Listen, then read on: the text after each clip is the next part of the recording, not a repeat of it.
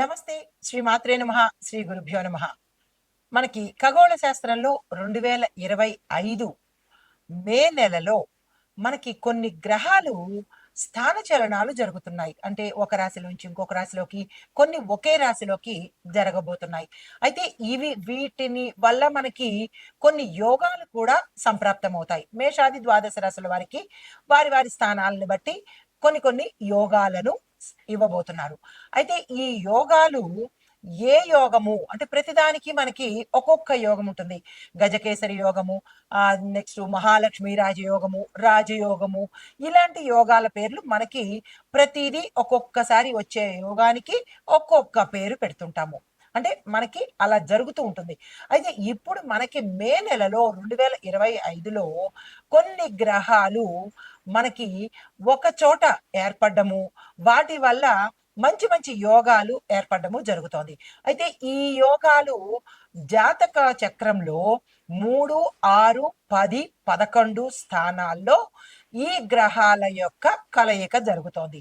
అయితే ఈ 3, 6, 10, 11 స్థానాలు ఒక్కొక్క స్థానము ఏమిటి అనేది మీకు కొంచెం తెలియాలి కాబట్టి, మూడో స్థానము అంటే కనుక అంటే మనకి ఈ జాతకుడికి ఈ 3, 6, 10, 11 స్థానాల్లో కనుక ఈ గ్రహాల సంయోగం జరిగితే వాటిని ఉపచయన స్థానాలు అని అంటారు. ఈ 3, 6, 10, 11ని ఉపచయన స్థానాలు అంటారనమాట. అయితే ఈ ఉపచయన స్థానాల్లో కనుక ఈ గ్రహాలు వచ్చి ఉంటే ఆ జాతకుడికి విశేషమైన అభివృద్ధి, పురోగతి కనబడుతుంటుంది. అయితే ఆ స్థానాలు ఏమిటి ముందుగా మీకు తెలియపరుస్తాను. మూడవ స్థానము ధైర్య స్థానము. ప్రతి వ్యక్తికి ధైర్యం ఉంది అంటే ఆ మూడో స్థానం విశేషంగా ఉంది అని గుర్తుపెట్టుకోండి. అయితే ఇది వ్యక్తిగత నైపుణ్యాలను, తర్వాత ఆ సామర్థ్యాలను, ఒక వ్యక్తి యొక్క స్కిల్స్ ని, కెపాసిటీని తెలియచెప్పే స్థానము మూడవ స్థానము. అయితే ఆరవ స్థానం ఏంటంటే శత్రుస్థానము. ఈ శత్రుస్థానంలో ఆ గ్రహాలు ఉండడం వల్ల మనకి వ్యాధులు, కష్టాలు, ఇబ్బందులు, ప్రతిదీ మనకి ఇబ్బందిగా ఉంటుంది. ఊరుకూరుకునే వ్యాధులు వస్తుంటాయి, ఊరుకూరుకునే కష్టాలు పరంపరగా వస్తూ ఉంటాయి. ఇవన్నీ కారణము ఆరవ స్థానం అన్నమాట. అయితే కొంతమందికి అయితే ఆరవ స్థానము శత్రుస్థానము. ఈ శత్రుస్థానము అనగా ఏంటంటే వ్యాధులు, కష్టాలు, ఇబ్బందులు, తర్వాత శ్రమ చేస్తేనే కానీ మనకి ఫలితం దక్కపోవడాలు, ఇవన్నీ చెప్పేది ఆరవ స్థానము. మరి 10వ స్థానం ఏంటి అంటే ఇది కర్మస్థానము. ఒక వ్యక్తి చెడు కర్మలు చేశాడా, మంచి కర్మలు చేశాడా అని మనోడితో మనం చెప్పుకోనక్కర్లేదు. మనకి జాతకంలో 10వ స్థానం కనుక చూసినట్టయితే ఆ వ్యక్తి గత జన్మలో ఏమిటి, ఈ జన్మలో ఏమిటి, వాడు చెడు చేశాడా, మంచి చేశాడా అనేది చక్కగా అద్దంలో చూపించినట్టు చూపించేస్తుంది. దీన్ని మనం కర్మస్థానము అంటాము.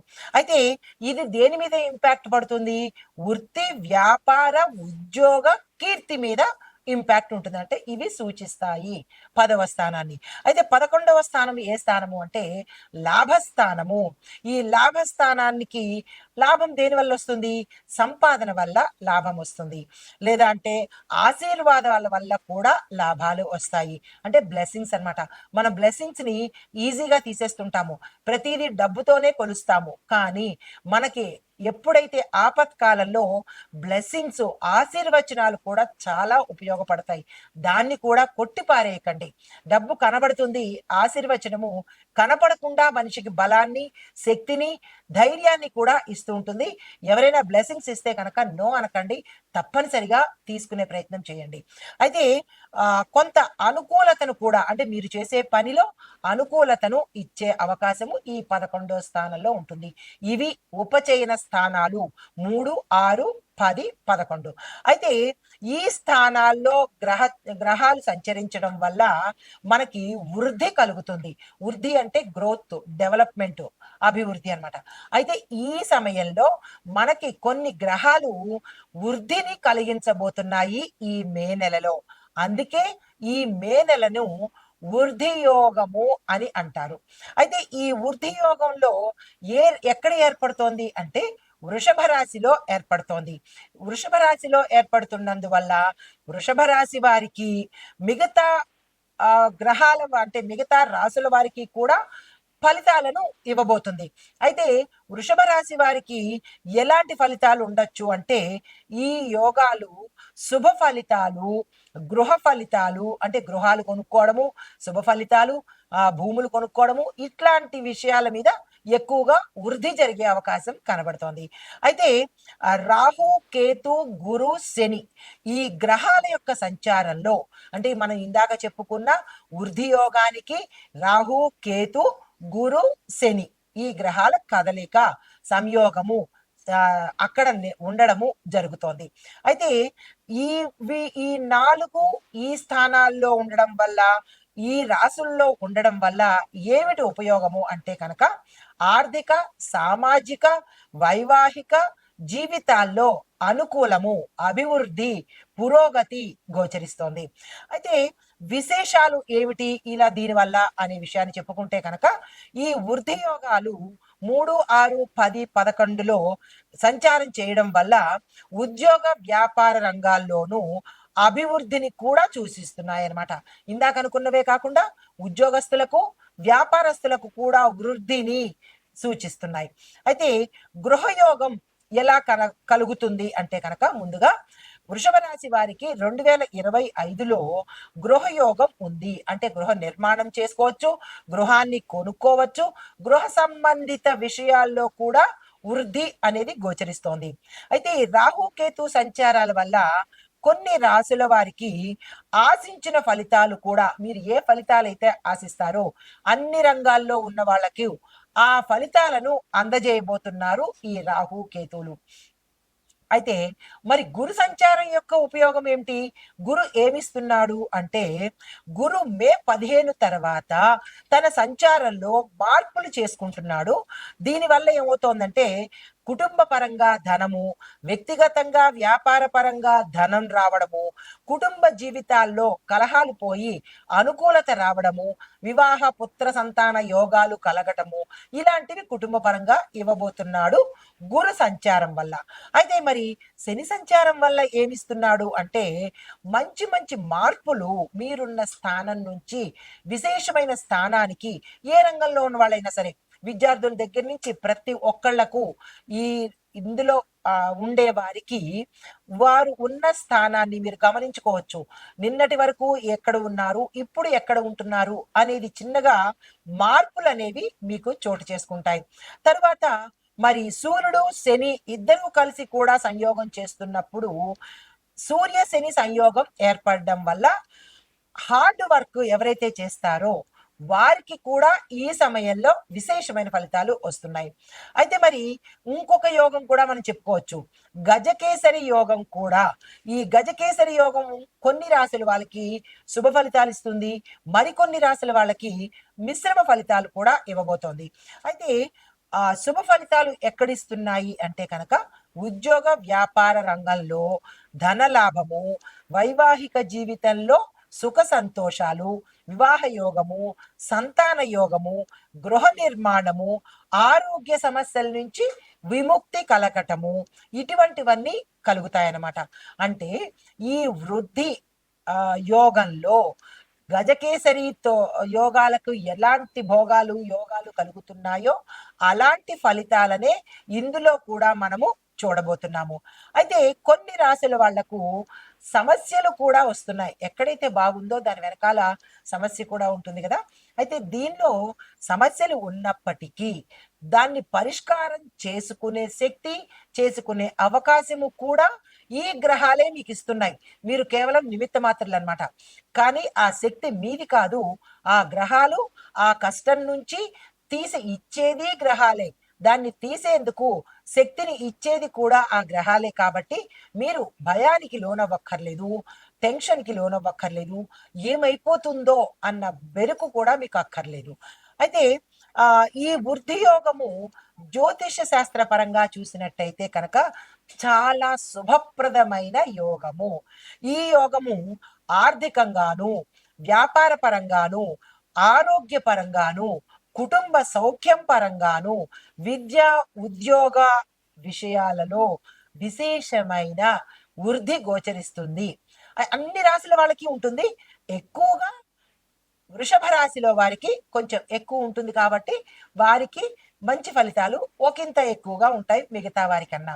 అయితే ఈ సమయాన్ని మనము వృద్ధి యోగం అని అనుకున్నాము. అది మే నెలలో స్టార్ట్ అవబోతోంది. అయితే ఈ మే నెలలో మరి ఒకటి బృహస్పతి అంటే గురువు మేషరాశిలో ఉన్నాడు కాబట్టి, అంటే ఇప్పటి వరకు మేషరాశిలోనే ఉన్నాడు. మేషరాశి మేషరాశిలో ఉన్న ఈ గురువు ఉచ్చ స్థితిలో ఉన్నాడు. ఎప్పుడైతే ఉచ్చ స్థితిలో ఉంటాడో ఆ అన్ని రంగాలలో ఉన్న వారికి విశేషమైన ఫలితాలను ఇవ్వబోతున్నాడు. అయితే ఇది వృద్ధి యోగం యొక్క ఆ సంపూర్ణ సమాచారం. అయితే ఇప్పుడు మనము మేషాది ద్వాదశ రాశుల వారికి ఏ రంగంలో అభివృద్ధిని ఇస్తున్నారు, ఈ స్థానాల్లో ఎటువంటి అభివృద్ధి ఉండబోతోంది అని సవివరంగా మీకు తెలియజేసుకుంటాను. తదుపరి రాశి మకర రాశి. ఈ రాశి వారికి వృద్ధి యోగంలో గ్రహస్థితులు ఎలా ఉన్నాయంటే, శనిగ్రహ ప్రభావము మీ మీద ఎక్కువగా పడి ఒక స్థిరత్వము, మంచి యోగము, దీనితో పాటు మీకు ఒక సిస్టమాటిక్ లైఫ్ని అలవాటు చేస్తాడు. దీంతో పాటు క్రమశిక్షణతో కూడినటువంటి మీ నడవడికను ఆ శని భగవానుడు మెచ్చి విశేషమైన లాభాలతో పాటు మీరు ఏ రంగంలో ఉన్నా, ఏ వృద్ధి కోరుకున్నా ఇచ్చేందుకు రెడీగా ఉన్నాడు కాబట్టి అస్సలు వృధా చేసుకోకండి. అయితే విద్యార్థులకు చూసినట్టయితే కనుక సివిల్, అకౌంటింగ్, లా అంటే న్యాయశాస్త్రం చదివే విద్యార్థులకు విశేషమైన వృద్ధి కనబడుతోంది. ఎందుకు అంటే శని భగవానుడు న్యాయ నిర్ణేత, కర్మ ఫల ప్రదాత కాబట్టి ఈ విద్యార్థులందరికీ కూడా అకౌంటింగ్ ఎందుకు అంటే ఆయన లెక్కలు రాస్తాడు. ఎవరి కర్మ ఎలా ఉంటుంది, కర్మకు తగ్గ ఫలితాన్ని ఇవ్వడానికి, కర్మ ఎంత తగ్గుతూ ఉంటుందో అంత మంచి కర్మలు చేసిన వాళ్ళకి ఎక్కువగా అభివృద్ధి ఇవ్వడానికి ఆయన the best accountant, the best advocate, the best civil department నడిపే అతను శని భగవానుడు. అంటే ఈ చదువుకునే వాళ్లకు, ఈ విద్యాభ్యాసం చేసే విద్యార్థులకు విశేషంగా అభివృద్ధి కలగజేస్తాడు. అయితే ఉద్యోగపరంగా చూసినట్టయితే ప్రభుత్వ, బ్యాంకింగ్ రంగంలో పనిచేసే వాళ్లకు విశేషమైన అభివృద్ధి, గ్రోత్ కనబడుతోంది. తర్వాత వ్యాపారస్తులకు చూసినట్టయితే నిర్మాణ సామాగ్రి అమ్మేవాళ్ళు, మైనింగ్ రంగాల్లో పనిచేసే వ్యాపారం సంబంధించిన వస్తువులు అమ్మేవాళ్ళు, ఇలాంటి బిజినెస్లు చేసే వాళ్ళకు విశేషంగా కలిసి వచ్చే అవకాశం కనబడుతోంది. అయితే వ్యవసాయదారులకు బోర్వెల్ పంటలు ఏదైతే వేస్తారో వాళ్ళకి శ్రేయస్సు కలిగే అవకాశం కనబడుతోంది. ఆరోగ్యపరంగా చూసుకున్నట్టయితే శని భగవానుడు ఎముకలకు, కీళ్లకు సంబంధించినటువంటి ఇబ్బందులు కలగజేస్తాడు. గతంలో ఉన్న వాళ్ళకి ఇప్పుడు చక్కగా ఆరోగ్యం కుదురుతుంది. ఇప్పుడు కొంతమందికి ఇలాంటివి వచ్చే అవకాశం కనబడుతోంది. జాగ్రత్తలు తీసుకోండి. తరువాత కుటుంబ పరంగా చూసినట్టయితే కొంతమంది దూరంగా ఉన్నా కానీ సానుకూలతగా అంటే దగ్గర అవ్వడము, భార్యాభర్తలు విడిపోవడం కానీ, అక్క చెల్లెలు అన్నదమ్ములు విడిపోయి ఉండడం కానీ, లేదా తల్లిదండ్రులు విడిపోయి ఉన్నా కానీ వాళ్ళందరూ ఈ సమయంలో కలుసుకునే అవకాశం కూడా శని భగవానుడు ఇస్తున్నాడు. అయితే ఐటీ రంగంలో ఉన్న వాళ్ళకి చూసినట్టయితే సైబర్ సెక్యూరిటీ, డేటాబేస్ రంగంలో పనిచేసే వాళ్లకు అభివృద్ధి గోచరిస్తోంది. హస్తకళల్లో చూసినట్టయితే రాగి, ఇనుము, కలప ఈ వీటి మీద డిజైన్స్ చేసే వాళ్లకు మంచి విశేషమైన ఆదరణ, అభివృద్ధి, ధనము, అవకాశాలు వచ్చే దిశ కనబడుతోంది. అయితే కాంట్రాక్ట్ దారులకు చూసినట్టయితే పురపాలక సంఘాల్లో అంటే పురపాలక శాఖ పనుల్లో చేసే వాళ్లకు లాభాలు వచ్చే అవకాశం కనబడుతోంది. అంటే మున్సిపాలిటీ డిపార్ట్మెంట్లో పనిచేసే వాళ్ళకి డెవలప్మెంటు, గ్రోతు, అవకాశాలు వచ్చే దిశ కనబడుతోంది. రాజకీయ నాయకులు చూసినట్టయితే కనుక నిబంధనలు పాటించే వాళ్లకు మాత్రమే ప్రజలు మద్దతు ఇస్తారు. మంచిగా చూసిన వాళ్ళకి మాత్రమే మంచి చేస్తారు. ఏ మాత్రము తేడాగా చూసినా లేదా అంటే సరిగా చెయ్యకపోయినా అలాంటి వాళ్ళని ప్రజలు దింపేసే అవకాశాలు, వాళ్ళని అపనింద పాలు చేసే అవకాశాలు, వాళ్ళని పదవుల నుంచి తొలగించే అవకాశాలు కూడా ఇక్కడ గోచరిస్తోంది. రాజకీయ నాయకులు జాగ్రత్తగా మంచిగా వ్యవహరించే ప్రయత్నం తప్పనిసరిగా చేసుకోండి. అయితే సినిమా పరిశ్రమలో చూసుకున్నట్టయితే తక్కువ బడ్జెట్లో కనుక చిత్రాలు తీసినట్టయితే విశేషంగా లాభాలు వచ్చే అవకాశం గోచరిస్తోంది. క్రీడాకారులకు చూసినట్టయితే కనుక మీ యొక్క స్టామినాని పెంచుకునే ప్రయత్నం చేస్తేనే మీరు ముందుకు వెళ్ళగలుగుతారు. లేదు అంటే కనుక మీరు పోటీల్లో పాల్గొనే అవకాశాన్ని మిస్ అయ్యే అవకాశం కనబడుతోంది.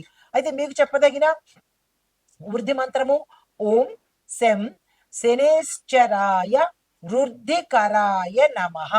ఈ మంత్రాన్ని 11 సార్లు శనివారం రోజు, మిగిలిన రోజులు కూడా తప్పనిసరిగా చదువుకునే ప్రయత్నం చేయండి.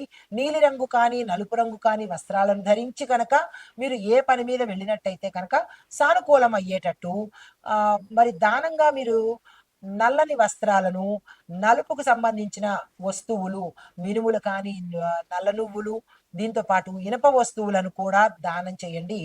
దీనితో పాటు విశేషమైన దానము పేదలకు యథాశక్తి అన్నదానము శనివారం రోజు చేసుకోండి. అంటే మీరు ఏదైతే కోరుకుని ఈ వృద్ధి మంత్రాన్ని చదువుతారో దాన్ని వృద్ధి అయ్యేటట్టుగా శని భగవానుడు చూసుకుంటాడు. ఇది ఈ రాశిలో ఉండే వారికి ఇవ్వదగిన వృద్ధి మంత్రము, పరిహారాలు, సూచనలు. నమస్తే.